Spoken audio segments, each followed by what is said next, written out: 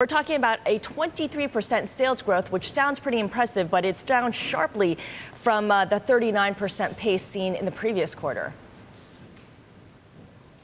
Yeah, that's right.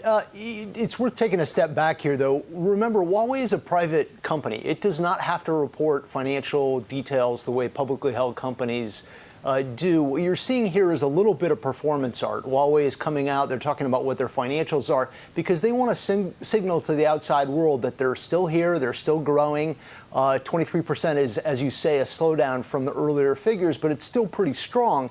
And the company is trying to open up a bit. It's trying to move away from this very secretive practice that it had in the past where it didn't talk about these kinds of things. And it wants to signal that it's going to fight against the U.S. sanctions, the U.S. blacklisting, and continue to supply its customers as best as it possibly can at this point. Yeah, that pivot to being more open, of course, reflected in the chairman speaking to our Tom McKenzie, and we'll, of course, get more details on that later on. Meantime, though, Peter, Huawei is certainly preparing and bracing for the worst because of the U.S. limitations on what it can do. Give us a sense of the preparations it's been making.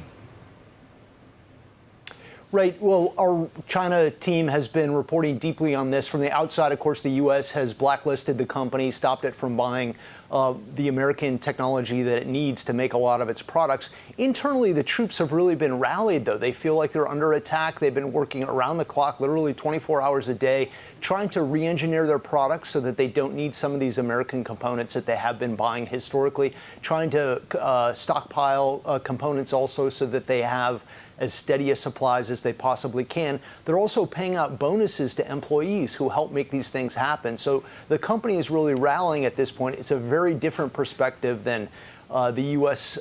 Take on this, that this company is a threat, that it's helping out the Chinese government in some of these dangerous activities around the world.